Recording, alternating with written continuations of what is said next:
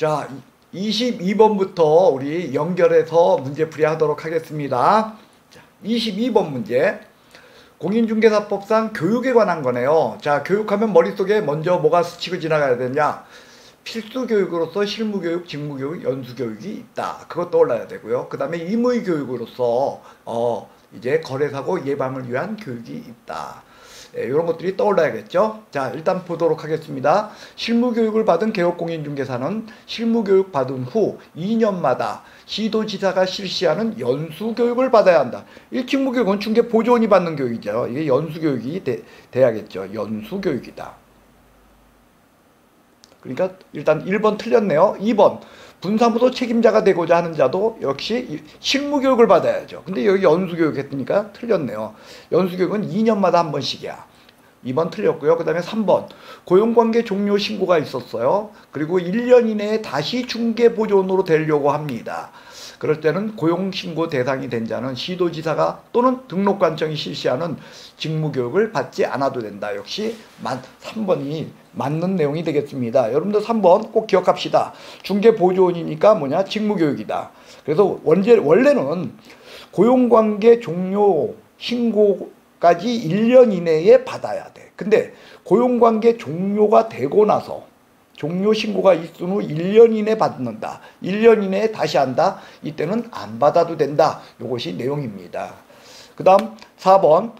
그러니까 3번은 정답이고요. 4번 실무교육은요. 여러분들 이렇게 생각하세요. 직무교육은 서너 시간이다. 그럼 이거 곱한다. 그러니까 연수교육은 곱하면 12. 그리고 거기에다 4더해. 그러니까 12에서 16. 그 다음 이게 연수교육이 12에서 16이니까 요건 곱하면 더럽게 어렵잖아. 그러니까 더해. 더하면 28. 그리고 4더해. 그러니까 실무교육은 28에서 32시간이다. 근데 32시간에서 44시간이라고 써서 틀렸습니다. 다시요. 직무교육은 서너 시간. 연수교육은 곱해 12. 4더해 16. 그리고 더해 28. 그리고 4더해 32. 이렇게 봅시다. 그 다음 5번 수강료 역시 포함되는 내용이 되겠죠. 그래서 여러분들 국토교통부 장관이 마련하는 이 교육지침, 이 교육지침은요 실무교육, 연수교육, 직무교육의 얘기고요. 여기에는 거래사고 예방을 위한 교육은 여기서 제외돼요.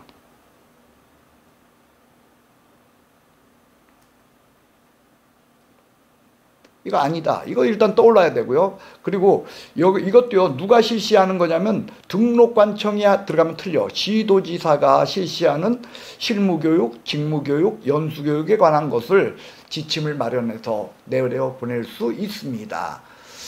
그거까지 여러분들 같이 기억해 주시기 바라겠습니다. 22번 답은 3번이네요. 23번 보겠습니다.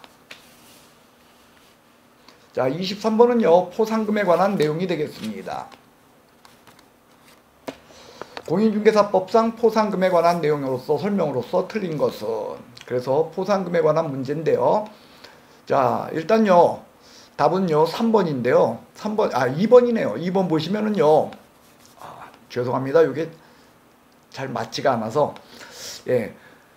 공인중개사법상 포상금에 관한 설명으로 틀린 거 2번 보시면 신고 등록관청은 일단 포상금은요 등록관청이죠. 비록 수사기관에 고발했다 할지라도 포상금은 무조건 등록관청이 준다. 일단 머릿속에 있어야 되겠죠. 근데 검사의 공소제기와 기소유예 결정 이게 있기만 하면 무조건 포상금을 줘요. 공소제기하면은요 여러분들 우리가 형법은요 무조건 검사가 기소독점주의야. 검사만이 이 공소를 제기할 수 있어요.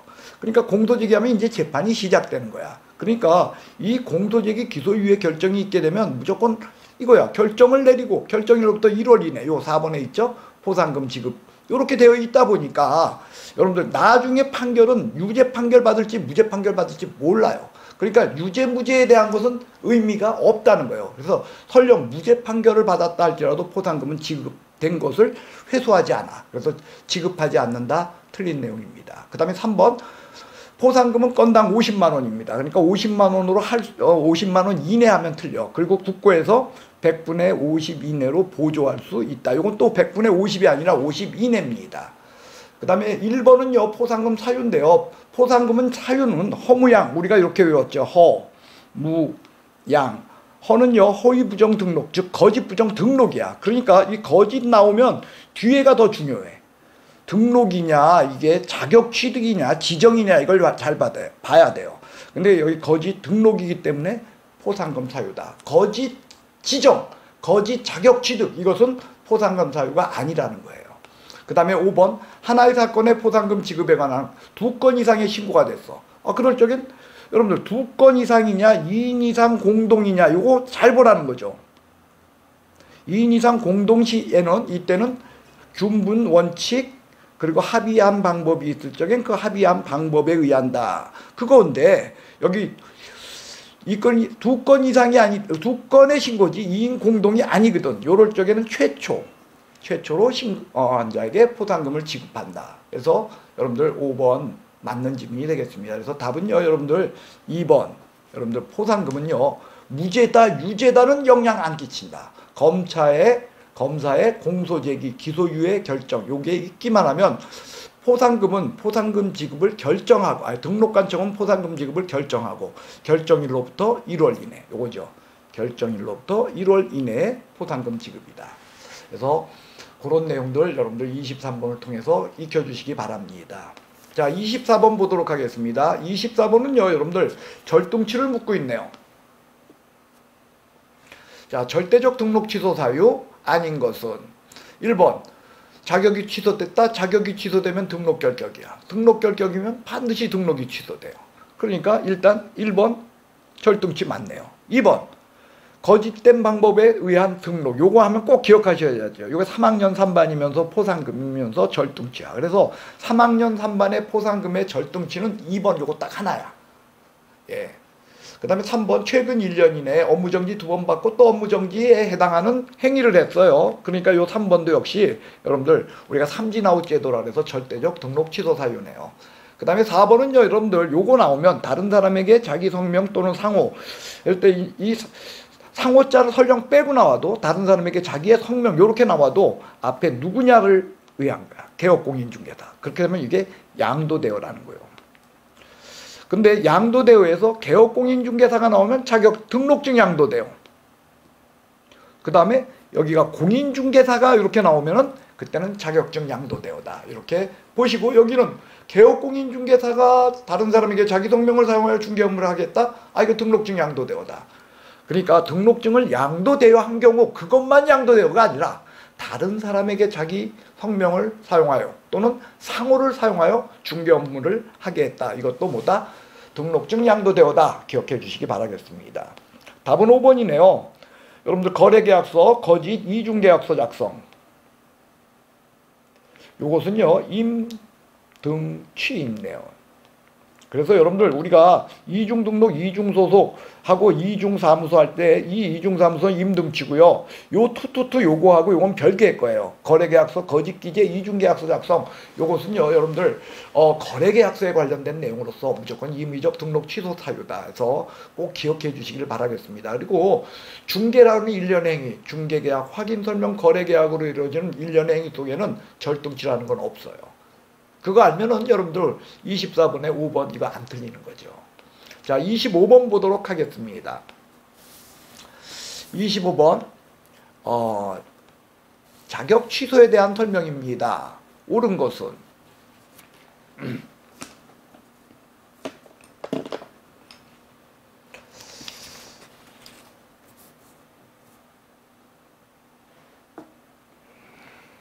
공인중개사법상 자격 취소에 관한 설명으로서 옳은 것은 일단 답은요 2번입니다. 공인중개사 자격 정지 처분을 받고 그 정지기간 중에 다른 개업공인중개사의 소속공인중개사가 되었다. 여러분들 자격정지기간 중에 이중소속, 자격정지기간 중에 업무 요 두 가지는 다 여러분들 자격 취소다. 즉 소속 공인중개사만의 자격 취소 사유예요. 그리고 그때 요 일을 소속 공인중개사한테 일하도록 개업공인중개사가 만약에 시켰다면 그 일 시킨 개업공인중개사의 경우에는 절등치다. 그것까지 여러분들 같이 기억해 주시길 바랍니다. 그래서 여러분들 요거 2번 정답이다. 다시요. 자격 취소 사유는요, 여러분들 우리가 부, 양, 정, 징 이렇게 외우는데 요거 정의 바로 뭐냐면 자격정지 기간 중에 업무 또는 이중소속이다. 원래 이중소속은요 자격정지입니다. 소속공인중개사 이중소속은 자격정지나 자격정지 기간 중에 이중소속은 이때는 자격 취소다. 꼭 기억해 주시길 바라겠습니다. 그래서 2번 답이네요. 나머지 보겠습니다. 자, 1번은 자격 취소 처분을 받게 되면 자격증을 반납해요.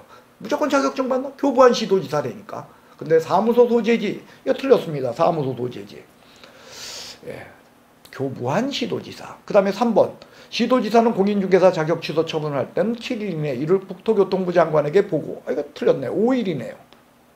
여러분들 요거는요 자격 취소에만 있는 독특한 이야기, 꼭 독특한 요 사전 절차 기억하세요. 자격 취소 처분을 한 시도지사는 5일 이내 국토교통부 장관에게 보고하고 다른 시도지사에겐 통지하여야 한다. 그거죠. 근데 여긴 7일 요 부분이 틀렸습니다. 그 다음에 4번. 4번은요 여러분들 4번을 기억할 때는요 요거 꼭 이겁니다. 4번은 뭐냐면 자격 취소 처분은 당연히 교부한 시도지사야. 근데 자격 취소에 대한 필요 절차는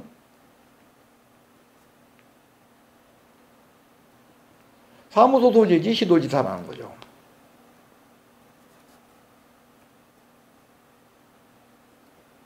그래서 여러분들 여기 보시면은요 자격증 교부한 시도지사와 사무소 소재지 시도지사가 다른다. 이거 나왔으면 자격 취소 처분인가 아니면 필요 절차인가를 봐요. 근데 여기 보니까 필요한 절차라고 적혀 있어. 그럼 필요한 절차는 누가 한다? 아니야. 예, 여기 있는 사무소 소재지 시도지사다 해서 틀린 내용이 되겠습니다. 그 다음 부정한 방법에 의한 자격 취득 요겁니다. 요 부정한 방법에 의한 자격 취소는 요거는 자격 취소에는 있어요. 그러나 행정형벌이 없다는 게 특징이에요. 얘는요 여러분들 포상금에도 없어요. 부정한 등록하고의 차이점입니다. 부정 등록은요 얘는 절등치에 3학년 3반에 그리고 포상금 사유예요. 근데 부정한 자격 취득은요 요거는 오로지 자격 취소에만 있고 행정형벌은 없다. 이렇게 기억해 주시길 바라겠습니다. 그래서 여기 25번의 답은요 2번이 되겠네요. 자, 26번 보도록 하겠습니다.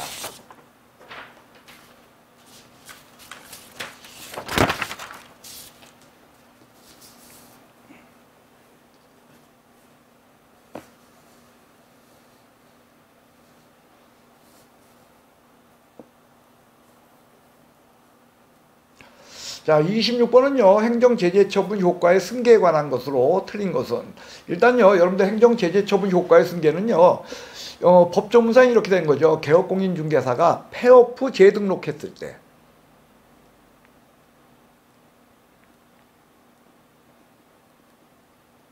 이때 폐업 전에 있었던 일들 그것들이 쫓아온다는 거예요. 그래서 그 쫓아오는 건 두 가지다. 하나는 뭐냐? 행정처분이 쫓아온다.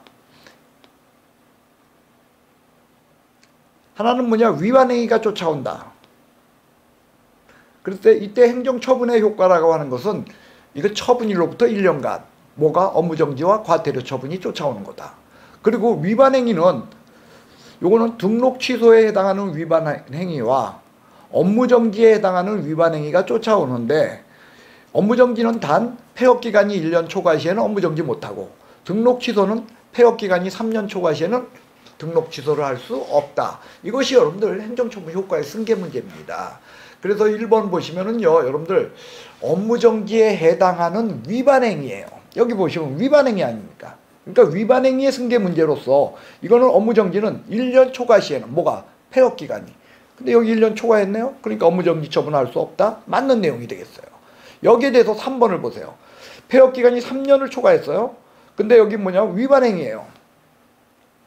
위반행위입니다.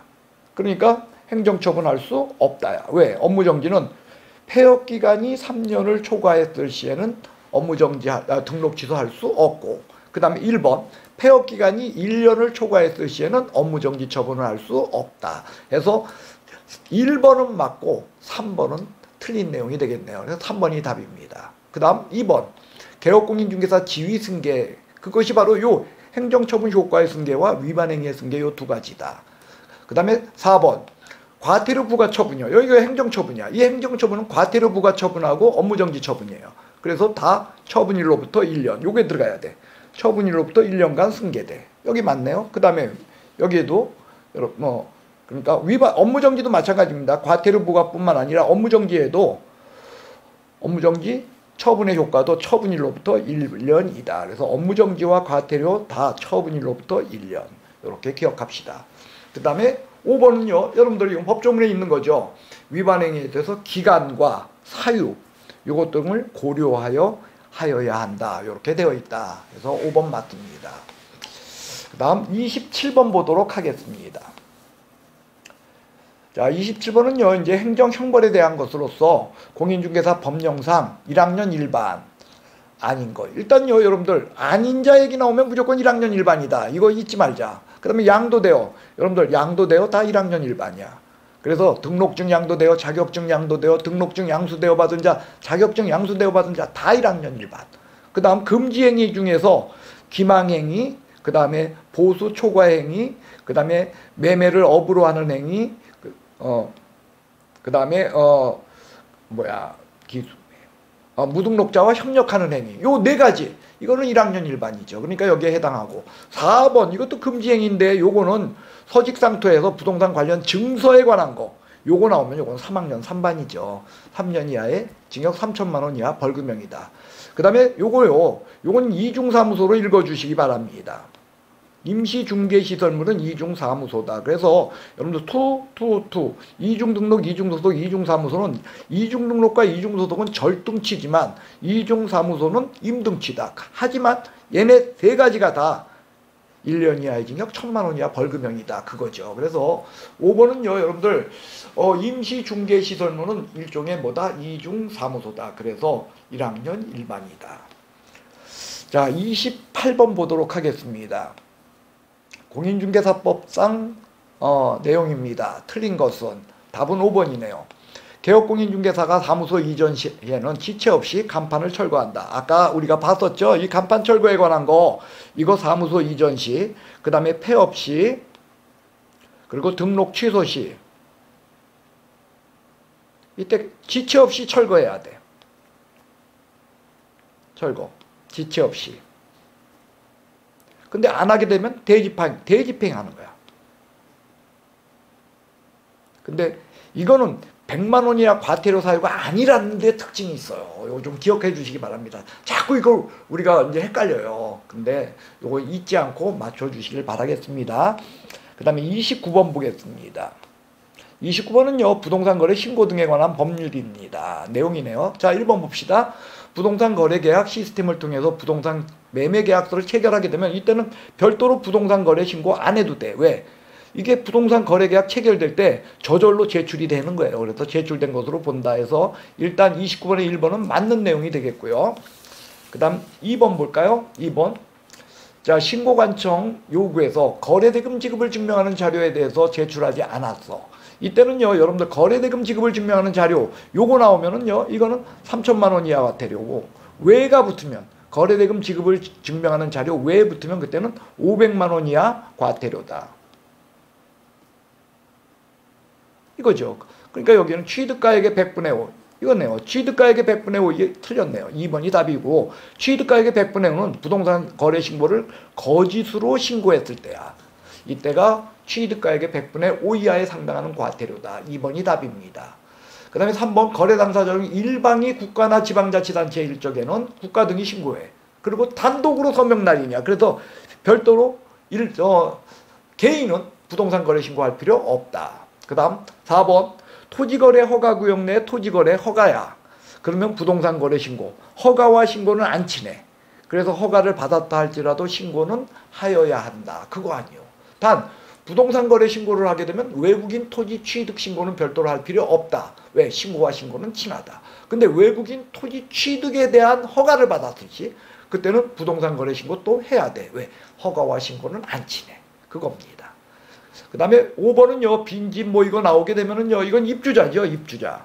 입주권에 관한 문제입니다. 그래서 입주권, 요건 입주권, 도정법상의 입주권과 빈집 및 소규모 주택 정비에 관한 특례법상의 입주권, 요 두 가지만큼은 부동산 거래 신고 대상이다. 단 얘는요, 여러분들 당연히 뭐냐, 매매시야.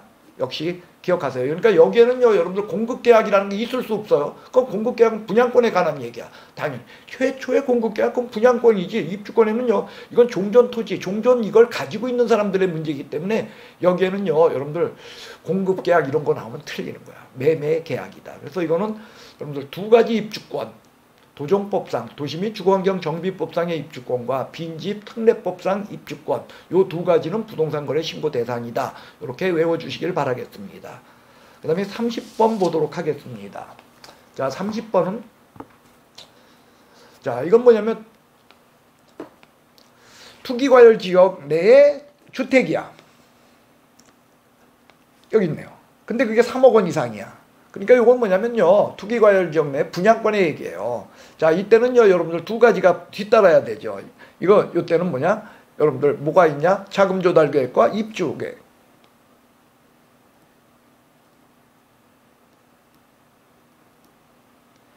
그 다음에 입주 계획, 요 두 가지가 뒤따른다. 이걸 내야 된다라는 거예요. 그래서 요 사실을 기억하시면 되겠습니다. 그래서 답은요, 여러분들 5번이네요. 개업공인중개사가 공동으로 중개를 했어요.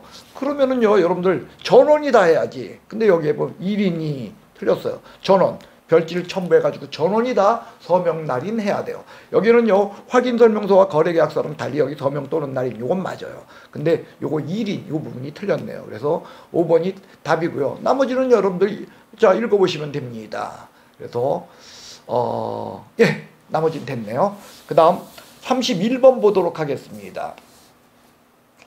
자, 이건 이제 외국인 부동산 취득에 관한 제도적 측면이네요. 자, 설명으로 옳은 거. 자, 일단 봅시다. 기업, 생태경관 보전지역이요. 그러니까 여기는 허가사항이야. 그래서 허가. 근데 이 허가는요, 토지거래 허가처럼 효력요건이에요. 그래서 허가받지 않으면 무효고, 그리고 허가를 침탈했을 땐 2학년 2반. 단 여기 같이 기억하셔야 될 게, 토지거래 허가에서는요, 허가를 받지 않으면 요건 여기처럼 2학년 2반이 아니라 2학년 100분의 30이야. 예, 2년 이하의 징역, 그 다음에 취득가액의 100분의 30 이하에 해당하는 벌금형이다. 요거 두 개를 좀 구별해 주시기 바랍니다. 일단 기억은 맞네요. 그 다음에 니은, 민사집행법상 경매로 부동산을 취득했대요. 외국인이 경매로 취득했다? 그러면 취득일로부터 60일이야. 그러니까 6개월이죠. 취득일, 근데 그 취득이 뭐야? 대금 완납일이네요. 그러니까 대금 완납일로부터 600원 맞네요. 근데 요게 틀렸네요. 예, 계약을 통해서 위반 시에는 신고 위반은, 계약에 대한 신고 위반은 300만 원 이하 과태료지만 계약 외원일 때는 100만 원 이하 과태료죠. 그러니까 니은은 틀렸습니다. 디귿, 토지 취득 신고는 전자문서로 신고하는 경우를 제외하고는 외국인이 당사자의 위임을 받은 자가 대리할 수 있다. 요 표현은요 좀 애매해요. 그러나 일단요 요게 맞다라고 볼 수 있는 게, 여러분들 이 부동산 거래 신고하고 달리 부동산 거래 신고는요 부동산 거래 신고는요 제출만 대행하죠.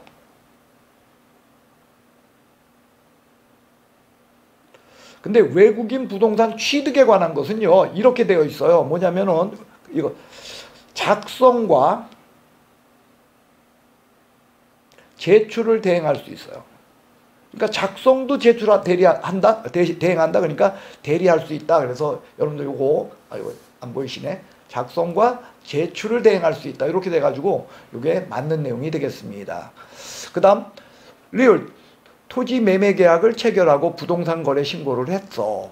그럴 때는 특별자치장은 신고 내용을 매 분기별로 종료일로부터 1개월 이내에 직접 국토교통부 장관에게 제출한다. 여기는요 여러분들 외국인은 부동산 취득이 흔한 일은 아니니까 분기 종료 요거야. 분기. 그래서 1개월. 부동산 거래 신고의 경우는 이렇게 돼 있죠. 개업공인중개사, 그러니까 시장군수 구청장, 즉 신고관청이죠. 누구한테? 시도지사한테 통보해주면 시도지사는 매월 1회 이렇게 돼 있죠. 매월 1회 국토교통부 장관에게 보고한다. 이렇게 되어 있는데 여기에는 분기별로 1회 이렇게 되어 있다라는 거 여러분들 요거 좀 구별해서 봐주시기 바라겠습니다. 그래서 31번의 답은요 결국 2번이 되겠네요. 자, 32번 보도록 하겠습니다.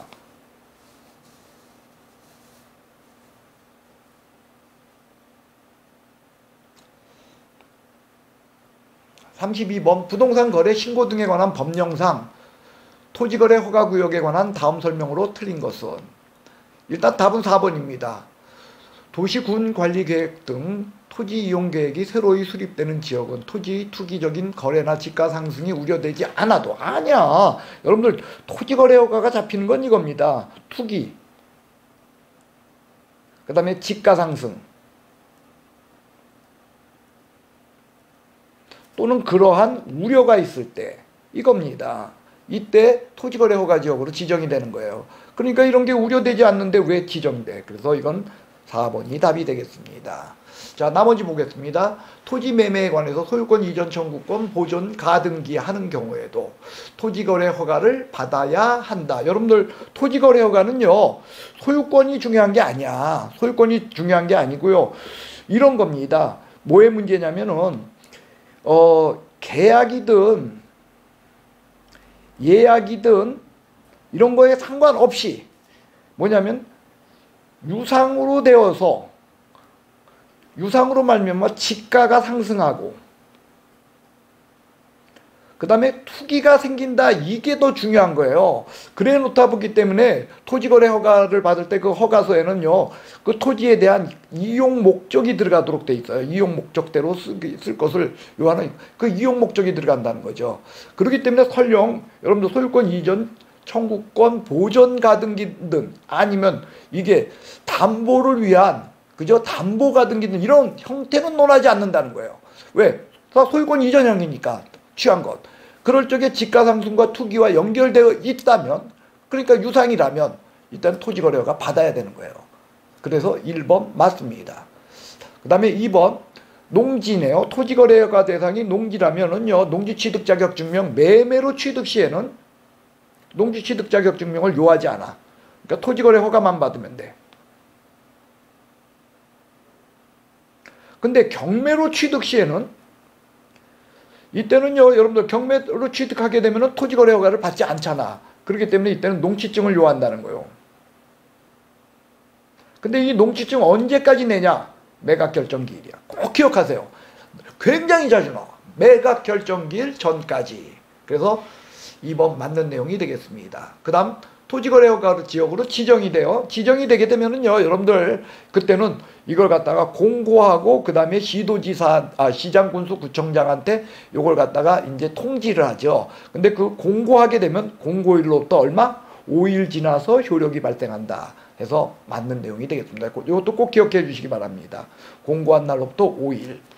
그 다음에 5번 지정권자는 상업지역 내 토지거래 허가 구역을 지정한 후 허가를 받지 않아도 되는 면적을 기준 면적의 2배로 정하였다면 당해 상업지역에서 허가받지 않아도 되는 토지 면적 이건 400제곱미터 이내이다. 그렇죠. 여러분들 상업지역은 200이죠. 예, 그렇기 때문에 2배로 했으니까 그때는 400제곱미터다. 이렇게 되겠네요. 그래서 32번의 답은 4번이 되겠습니다. 그 다음 33번 보겠습니다. 33번 임야를 중개하는 내용입니다. 이때 제일 중요한 건 묘지다. 그래서 장사 등에 관한 법률에 관한 내용이다. 자, 옳은 것은 1번 타인 토지에 승낙을 받지 않고 분묘를 설치했습니다. 승낙을 받아야만 분묘기지권이 인정되는데 승낙을 받지 않았어. 그렇기 때문에 기본적으로 권리가 없어. 권리를 주장할 수 없다. 특히 장사 등에 관한 법률이 시행됐기 때문에 더더군다나 이거는 없어요. 그래서 여러분들 기본적으로 분묘기지권은 이런 거지 않습니까? 분묘기지권을 취득하는 것은 첫째로 뭐냐면은 시효 취득. 그 다음에 두 번째로는 타인의 토지에 승낙을 받고 쓴 경우. 그 다음에 세 번째로는 자기 토지에 썼다가 아무 제한 없이 매매를 했을 경우. 그러니까 특약상 아무것도 없이 매매한 경우. 단순한 매매가 아닙니다. 아무런 특약사항 없이 매매를 했을 경우 이런 경우인데 여기는 승낙을 받지 않았어. 그러니까 아예 없습니다. 그래서 일단 1번이 답이고요. 나머지 봅시다. 설치기간이 끝났어요. 원래 설치기간은 지금 30년이죠. 기본이. 끝난 분묘 연고지 설치기간이 끝날 때부터 1년이죠. 1개월 동안에 어떻게 해. 그러니까 넉넉히 줍니다. 1년. 그래서 이거 틀렸고요. 그 다음에 장사 등에 관한 법에 따르면 토지 소유자의 승낙을 얻어 설치한 경우 일단은 장사 등에 관한 법이니까 이게 기본적으로 30년이라는 거예요. 그러니까 제한을 받지 않는다 틀렸고요. 그 다음에 가족 자연장지입니다. 여러분들 이겁니다. 묘지는 기본적으로 개인 묘지만 30일 이내 신고해요. 그리고 나머지 가족묘지, 법인묘지, 그 다음에 문중묘지 이런 것들은 사전 허가예요. 그런데 묘지 말고 자연장지는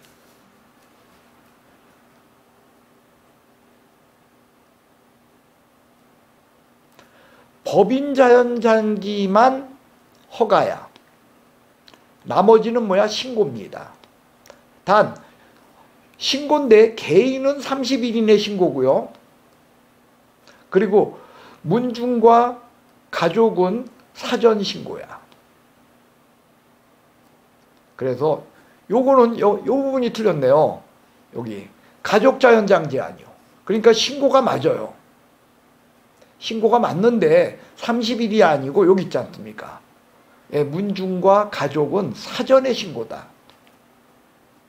그리고 가족 자연장지는 역시 이게 맞고요. 아예 가족이 아니라 개인 자연장지는 그게 맞고요. 그래서 그 부분을 여러분들 확인해 주시기 바라겠습니다. 그 다음에요. 여러분들 5번이요. 설치 기간이 끝날 때 연장 신청 맞아요. 4개월 내에 합니다. 근데 1회 안에서 15년 아니죠. 지금 30년 이렇게 되어 있어요. 단 이게 조례로요. 5년에서 30년 미만 범위로 다시 달리 정할 수 있어요. 근데 어쨌든 지금은요 30년 범위입니다. 그러니까 기본적으로 처음에도 30년이고 한 번 연장 가능한데 그것도 30년 범위다. 근데 여기 15년 했으니까 틀렸네요. 그 다음에 34번 문제 보도록 하겠습니다. 자, 개업공인중개사가 농지를 취득하려는 중개 의뢰인에게 설명하고 있습니다. 틀린 것은 일단 딱 답 보이네요. 보니까 4번 보시면은요. 농지 임대차 기간 요거는요. 여러분들 3년 아니요. 그러니까 2년 틀렸습니다. 여러분 이거 아니요. 주택은 임대차 기간 2년, 상가는 임대차 기간 1년, 농지는 임대차 기간 3년. 이렇게 되는 거야. 그래서 일단 4번 답이고요. 그 다음에 나머지 보시면은 그래요. 2번 한번 읽어볼까요? 농지임대차 계약 등기가 없는 경우에도 임차인이 농지 소재지를 관할하는 시구 읍면정의 확인을 받고 해당 농지를 인도받은 경우 그 다음 날부터 제3자에 대해서 효력을 발생한다 해서 대항력에 관한 내용이 되겠습니다. 그 다음에 3번 당사자 간의 임차료 협의가 이루어지지 않을 적에는 시장군수 자치구청장에게 조정을 신청할 수 있다. 그래서 조정 신청에 대한 이야기로 맞습니다. 그래서 34번의 답은요. 4번이 되겠고요. 자, 5번 지문은 뭘까요? 예, 5번 보시면요. 그렇죠. 요건요. 농지 전용 허가 받았어요. 허가 지역은. 그러니까 이 농지 전용 허가시는요. 농지를 다른 용도로 쓴다 그런 뜻 아닙니까? 그래서 요 때는요. 농지 취득 자격 증명을 요한다, 요하지 않는다.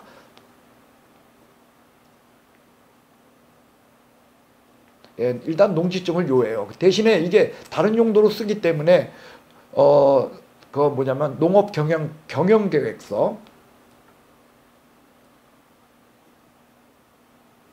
이건 필요 없는 거죠. 그래서 요거 좀 기억해 주시기 바랍니다. 그래서 농지 전용 협의 시에는 농지증이 필요 없어. 왜? 대규모로다가 그러니까 학계론적인 측면에 의할 적에는 이런 거죠. 뭐 후보지 이행지의 문제가 발생하는 거예요. 그래가지고 그때는요 여러분들 농지증을 요하지 않지만 농지 전용 허가나 신고 시에는요 농지증을 요해. 그래서 문제는 뭐냐면 내가 어떤 식으로 쓰겠다는 건데 그거 갖다가 이게 2년 그 이내 동안에 그 사업을 착수하지 않았대. 그러면 이걸 처분할 의무가 생긴다. 당연한 얘기입니다. 여러분 그래서 우리 토지거래 허가에도 보면은요 원칙적으로 이용 목적대로 이용하는 게 5년을 원칙으로 하잖아요. 근데 2년, 4년, 5년에서 2년짜리가 따로 있었어요. 근데 그 2년짜리 중에는 이 농지도 포함돼요. 예, 그래서 그런 예, 내용 같이 한번 기억해 주시길 바랍니다. 그래서 무조건 뭐다? 2년 동안을 요한다. 토지거래 허가 시에도 예, 농지 토지를 이용하는 목적이 농지의 목적이었어. 그러니까 농지나 축산업을 목적으로 할 적에는 그때도 거기도 2년으로 되어 있다라는 거 같이 기억해 주시기 바래요. 그 다음에 35번. 자, 확인설명의 서에 관한 거네요. 근데 여기는 이제 확인설명서 중에서 비주거용 확인설명에 관한 문제입니다.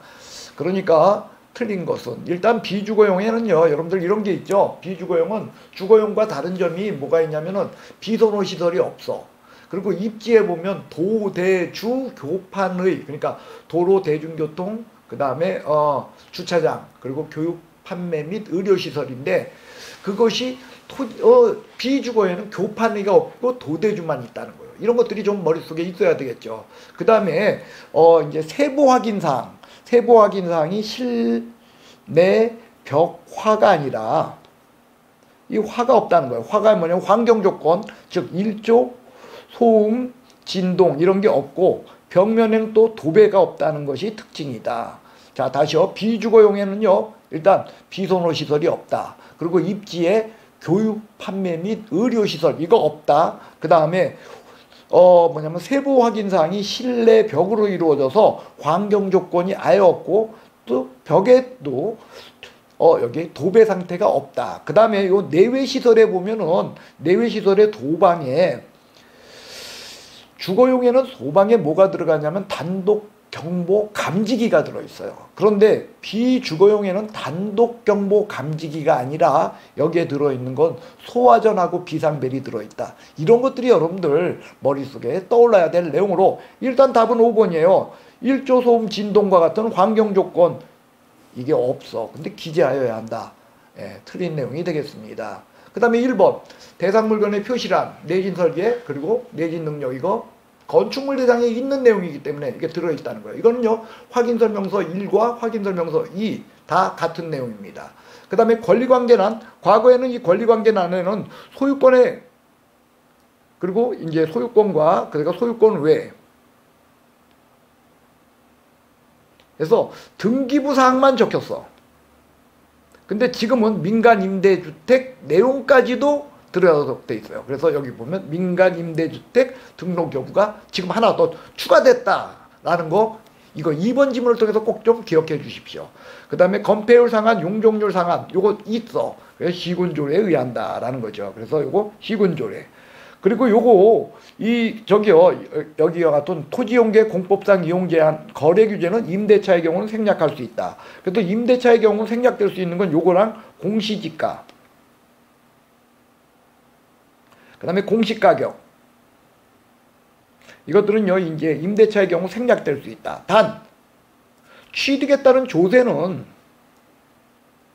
임대차의 경우는 어떻다? 제외된다.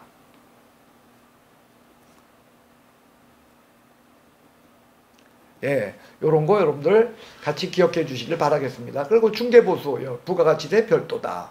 예, 그래서 맞는 내용이고요. 그 다음에 36번 보도록 하겠습니다. 부동산 거래 신고 등에 관한 법령상 부동산 거래 계약 신고서 작성 방법에 대한 내용입니다. 옳지 않은 것은 일단 1번 자금 조달 입주계, 요건요 투기과열 지역 내의 주택의 경우야. 그래서 이때는 그리고 3억 원 이상이어야 해. 근데 3억 원 미만일 적에는 해당 없음, 여기 이렇게 있어요. 이렇게 해가지고 칸이 이렇게 있죠. 근데 요게 네 번째가 해당 없음이야. 여기에 체크마크 한다는 거예요. 일단 맞습니다. 그 다음에 임대주택 분양 전환 시, 이때는요 여러분들 이거 임대주택으로 있다가 이게 분양하는 겁니다 라는 그 난이 따로 존재해. 거기에 체크마크 하도록 되어 있다. 맞습니다. 그 다음에 면적에 관한 거, 집합건물의 경우는 전용 면적, 나머지는 뭐다? 나머지는 연면적이다. 그 다음에 자 2인 이상, 두 개 이상의 부동산이 있어요. 그때는 원래 각각 적는 거야. 각각. 예, 맞습니다. 그 다음에 종전토지란, 종전토지가 있는 것은요 여러분들 입주권에만 있는 거야. 입주권. 분양권이 왜 들어있어? 여러분들 도정법상의 입주권을 획득하는 이유가, 그리고 그것을 갖다가 중개 대상물로 지금 보는 이유가 입주권이 중개 대상물이라서가 아니라 종전 토지를 매매하는 것이기 때문에 그걸 중개 대상물로 보고 있는 거예요. 지금 도시 및 주거환경정비법, 그 다음에 여러분들 빈집 특별법, 여기에서의 여러분들의 경우에는 이 입주권에 관한 얘기지 분양권 아니야. 그래서 종전토지라는 반드시 입주권 매매의 경우에만 작성하도록 되어 있는 거예요. 그러니까 5번이 답이 되겠습니다. 자, 37번. 현행 주택임대차 보호법에 관한 내용으로서 틀린 것은, 일단요 여러분들 여기 1번 분명히 틀렸네요. 보증금액이 전액 변제되지 아니한, 이게 있대. 대항력이 있대요. 대항력이 있다는 게 1등이야. 근데 지금 다 받았어요? 못 받았어요? 다 받지 못했거든요. 그러니까 여러분들 주택임대차 보호법에 보면 이런 게 있어요. 이런 조항이. 자, 임차 보증금 전액을 반환받기 전까지 임대차 관계는 존속하는 것으로 본다야. 그러니까 대항력이 있기 때문에 얘는 소멸하지 않아. 단 여기 1등이 아닌 대항력이 없다면 그때는 소멸되는 건 맞아요. 그러니까 요거를 판단, 소멸하지 않는지는 1등이냐, 즉 대항력이 있는가, 아니면 2등이냐, 즉 대항력을 상실했는가, 그걸로 판단하는 거예요. 근데 여기는 대항력이 있기 때문에 맞습니다. 그리고 나머지 건 여러분들 읽어보시면 되는 그런 내용이 되겠습니다. 그래서 37번의 답은요 1번이 되겠습니다. 자, 38번 보도록 하겠습니다. 자, 38번은요 상가건물 임대차 보호법에 대한 내용이 되겠네요. 상가건물 임대차 보호법 내용 중 대통령령이 정하는 금액을 초과하는 임대차의 경우에도 적용되는 부분이 있다. 여러분들 이거 떠올라야죠. 대통령령이 정하는, 원래 이거 대통령령이 정하는 게 이런 거죠. 주택임대차 보호법은요 금액 액수의 제한이 없어요. 아무리 고가주택이라 할지라도 주택임대차 보호법의 보호 대상입니다. 근데 상가건물 임대차 보호법에 의할 적에는 서울의 경우에는 뭐 9억 원, 그리고서 과밀업체권 같은 데는 6억 9천, 뭐 이러한 액수 제한이 있다는 거죠. 이제 광역시는 5억 4천, 그 다음에 기타 지역은 3억 7천. 그런데 그거 넘게 되면 상가건물 임대차 보호법이 원칙적으로 적용되지 않으나 적용되는 게 있어. 그건 뭐냐?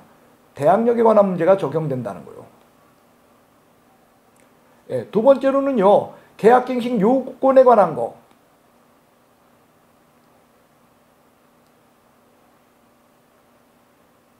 세 번째는 뭐냐? 권리금에 관한 거. 이런 조항들은 예외적으로 상가건물 임대차 보호법에서도 적용이 된다라는 것이 내용이 되겠습니다. 자, 일단요, 그거하고 뭐 문제는 상관이 없네요. 문제는 그런 내용의 문제가 아니고 뭐 어쨌든 다른 내용이었는데 일단은 이런 것들이 적용되는 내용입니다. 자, 일단 나머지 답은요, 여러분들 이거죠. 지금요, 계약갱신 요구권 요거 5년이 아니라 지금 10년이지 않습니까? 그래서 예, 요거 10년 뭐 그래서 아직 그거 아니군요. 임차인이 요거는요 이제 다른 문제네요. 어쨌든요 여러분들 요게는 대항력, 계약갱신 요구권, 권리금에 대한 그런 내용이고요. 나머지 한번 보겠습니다. 자, 임대차는 그 등기가 없는 경우 임차인이 건물의 인도와 사업자 등록 신청하면 다음 날로부터 그렇죠 효력 발생한다. 맞고요. 그 다음에 여러분 계약갱신 거절권에 대한 것이 이거잖아. 삼부, 합, 동, 파, 멸, 철,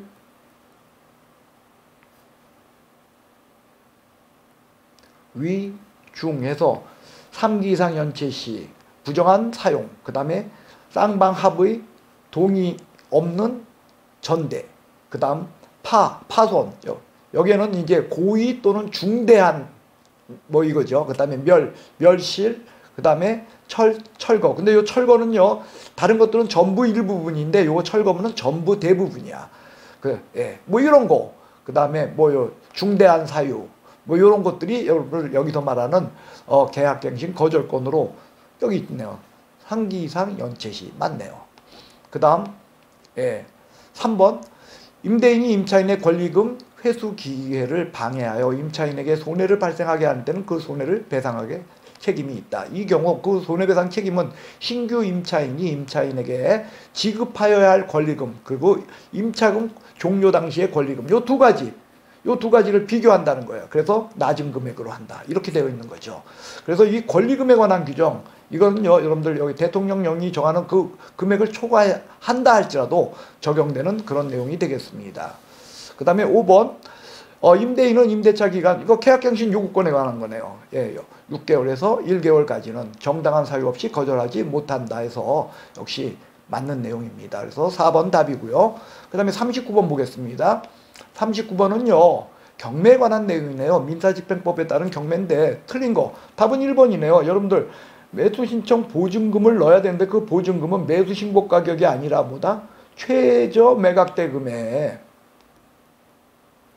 10분의 1이다. 그래서 이게 1번이 답입니다. 나머지 차순위 신고는요, 여러분들 최고가 신고 금액에서 그 다음에 입찰 보증금 뺀 금액보다 큰 경우 이때만 차순위 신고가 가능하다. 그거고요. 그 다음에 매각 부동산 위에 모든 저당권. 그 저당권은요, 기본적으로 돈 받기 위한 거야. 그러니까 1순위라면 얘가 말소 기준 권리가 되고 2순위라면 당연히 소멸되는 거고, 예, 말소 기준 권리가 되어서 소멸되든 아니면 후순위 권리라서 소멸되든 무조건 담보 물건은 소멸된다. 그 다음에 채권자는 무조건이죠. 예, 배당 요구 종기일까지 배당 요구 종기해야, 배당 요구 해야 해. 그래서 여러분들 채권자의 배당 요구 종기는 첫 매각일 이전으로 법원이 정하여 공고하는 날로 한다. 이게 배당 요구 종기일이야.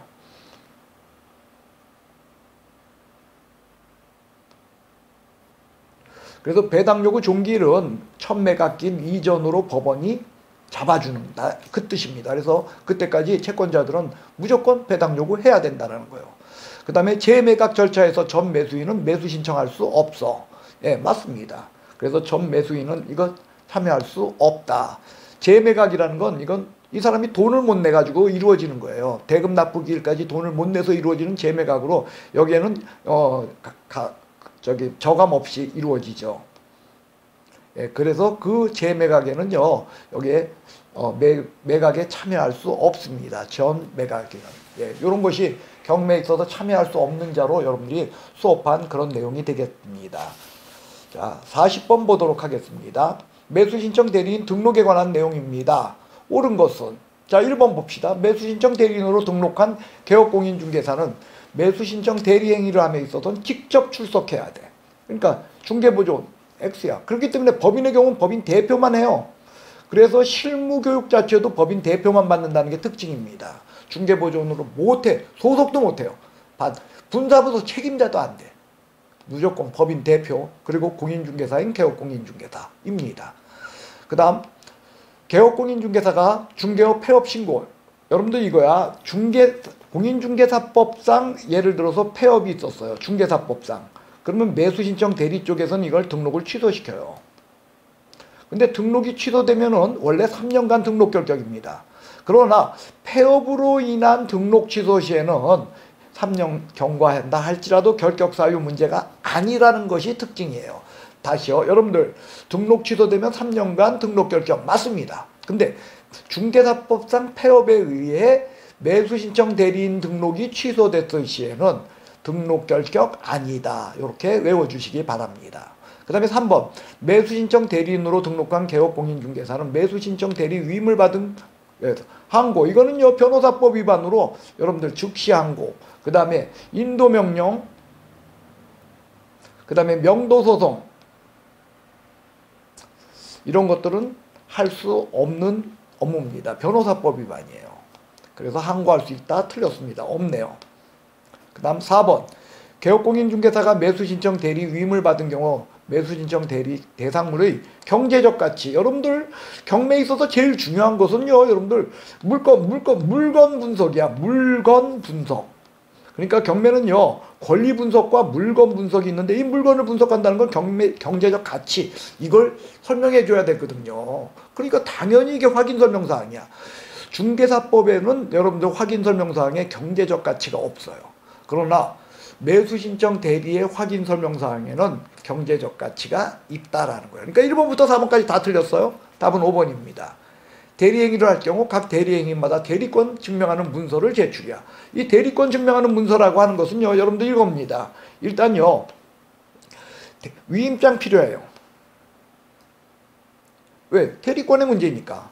그 다음에 인감증명서 필요하죠. 왜? 위임장에는 인감도장이 찍혔으니까. 근데 이 대리권을 증명한다는 것이 이걸로 그치게 아니고 나는 이거 매수 신청 대리 행위를 할 수 있는 사람이라는 걸 입증하기 위해서 매수 신청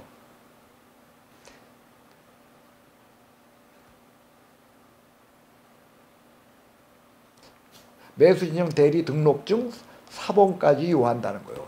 그리고 법인의 경우는 대표만 해. 법인은 대표만 하다 보니까 이거에다가 플러스 대표임을 증명하는 서류까지 필요합니다. 이게 여기서 대리권을 증명하는 문서입니다. 이걸 원칙적으로 낸다는 거예요. 단 같은 날 같은 장소에서 할 적에 이거 가름할 수 있다. 이렇게 되어 있죠. 자, 그래서요, 여러분들 지금요 우리 중개사법 문제가 나날이 좋아지고 있어요. 지금 모의고사 문제도 상당히 괜찮은 것 같아요. 여러분들 열심히 공부하시고요. 지금 이걸 제가 강의하는 거를 여러분들이 있잖아요. 여러분 거로 한번 소화시키려고 한번 애써 보시기 바랍니다. 그래서 고득점 하시기 바랍니다. 예, 고생하셨습니다.